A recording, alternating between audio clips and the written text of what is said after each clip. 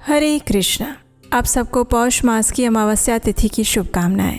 अमावस्या तिथि पितरों के उद्धार के लिए विशेष रूप से नियुक्त की गई है और इसी अमावस्या के दिन भगवान शिव की भी पूजा अर्चना की जाती है। तो चलिए इसी पौष मास की विशेष अमावस्या के दिन आज हम सुनते हैं उससे जुड़ी हुई भगवान शिव की एक सुंदर पौराणिक कथा।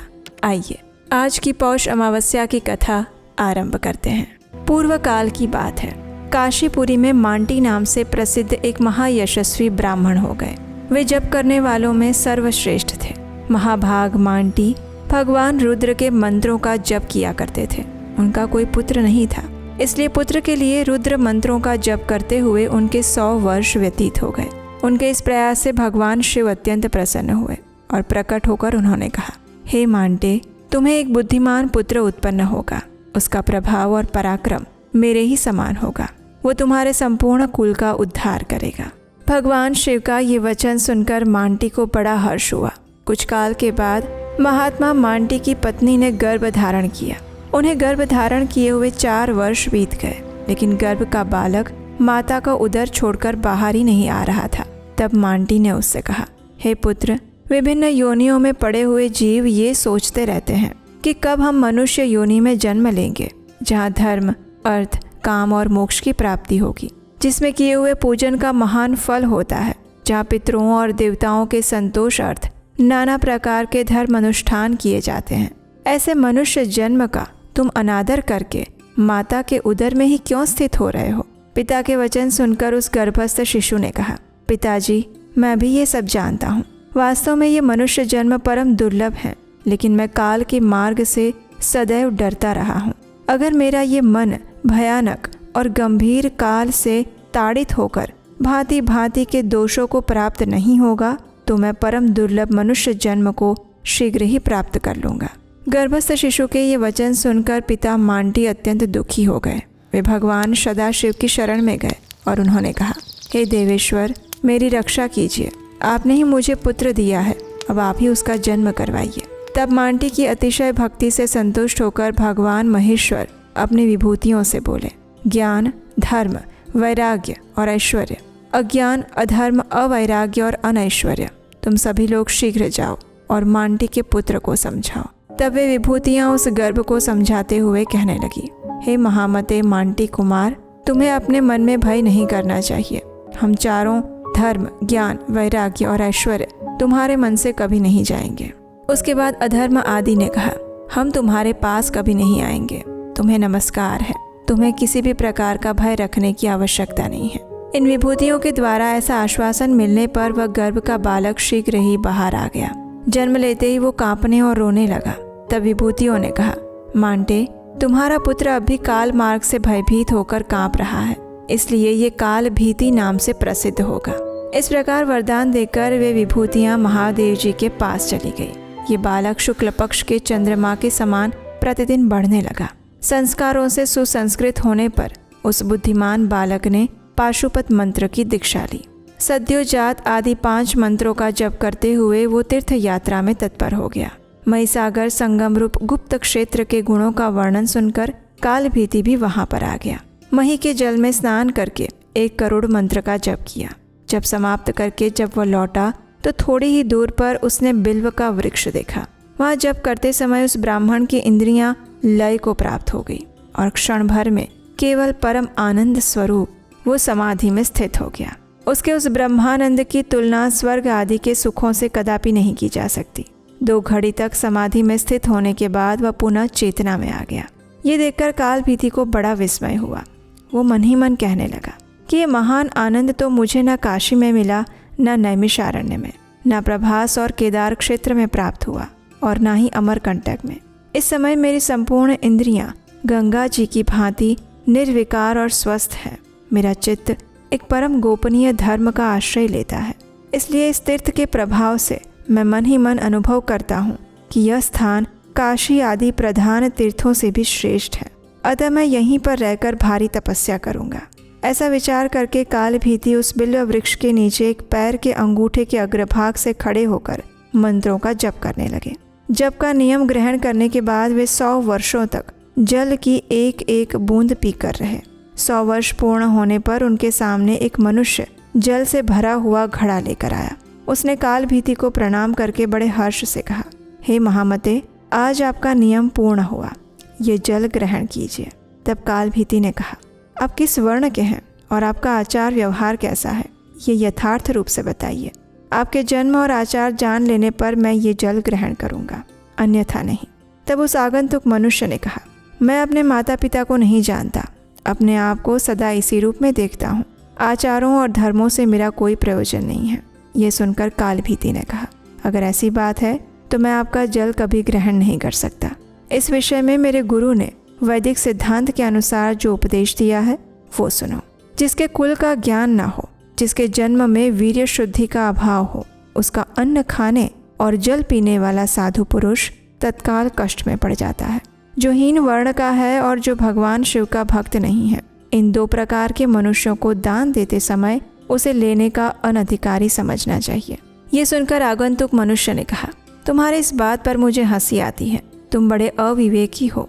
जब सभी भूतों में सदा भगवान शंकर ही निवास करते हैं तो किसी के भी प्रति भली बुरी बात नहीं कहनी चाहिए, क्योंकि इससे भगवान शिव की ही निंदा होती है। जो अपने और दूसरे के बीच अंतर मानता है, उस भेददर्शी पुरुष के लिए मृत्यु अत्यंत घोर भय उपस्थित करती है। अतः इस प्रकार विचार करने पर आपकी बात मूर्खों जैसी लगती है।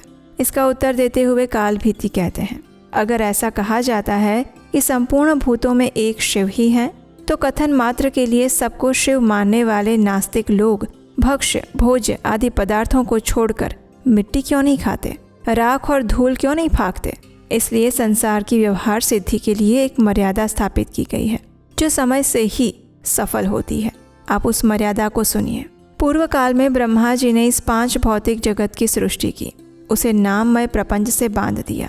उस नाम प्रपंच के 4 भेद हैं, ध्वनि, वर्ण, पद और वाक्य। यही नामात्मक प्रपंच के 4 आधार स्थान हैं। इनमें ध्वनि नाद स्वरूप है, ओमकार पूर्वक संपूर्ण अक्षर ही वर्ण कहलाते हैं।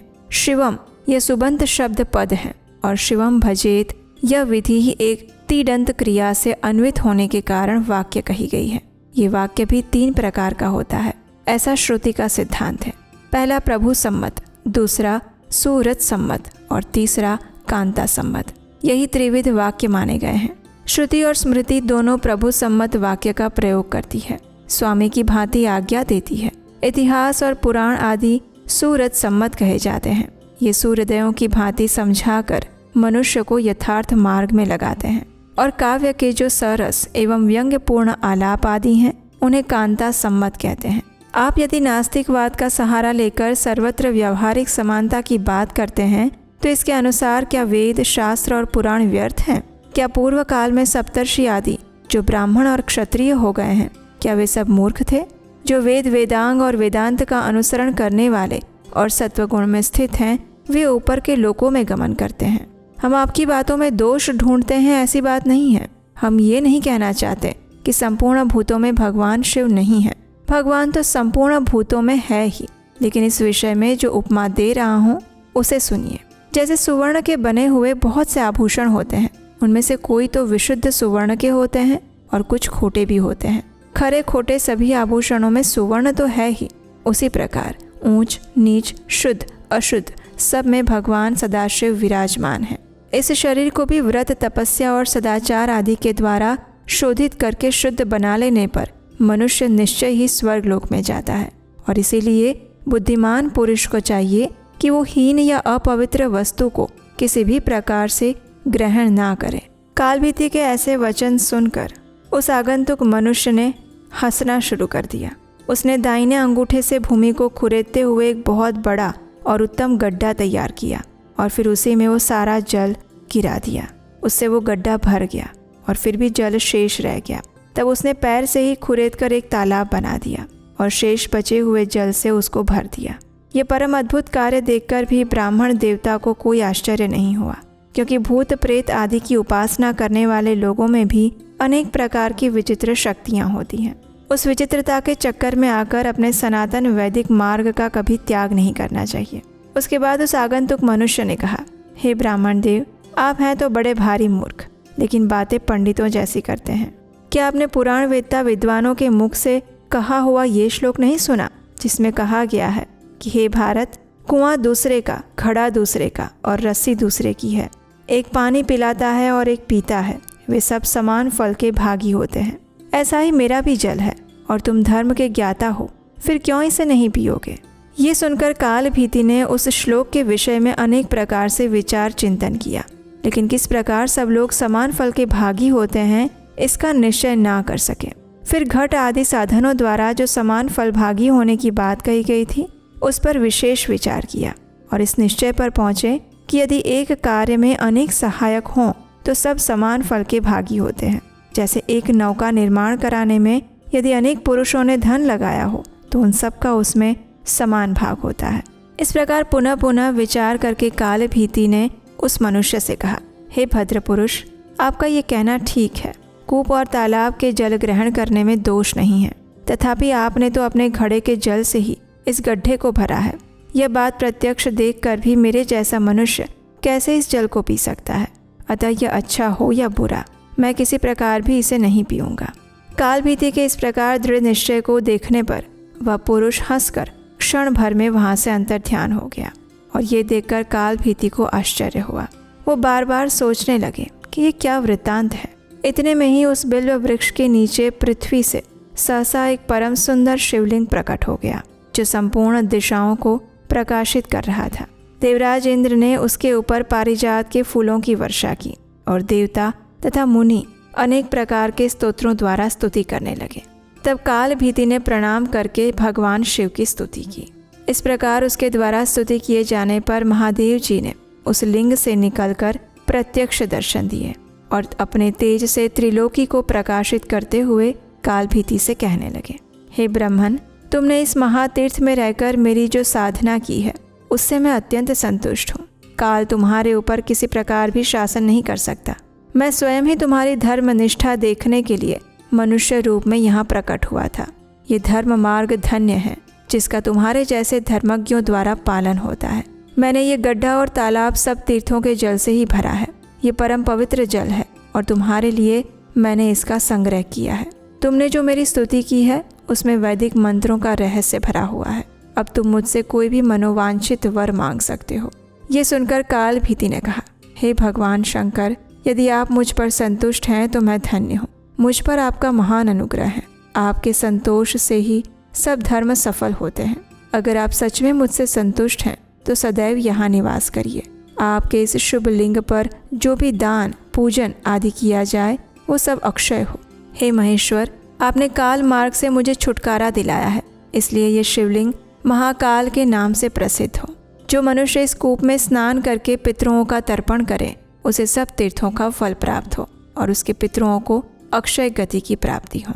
काल भीति की ये बात सुनकर भगवान शिव अत्यंत प्रसन्न हुए और उन्होंने काल भीति से कहा, तथास्तु, जहाँ स्वयंभू लिंग हो वहाँ मैं नित्य निवास करता हूँ।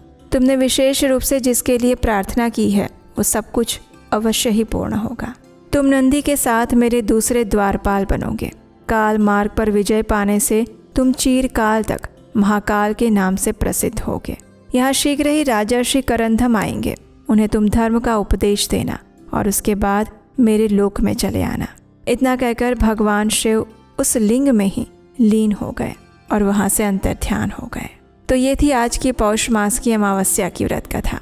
आशा है ये कथा आपको अच्छी लगी होगी।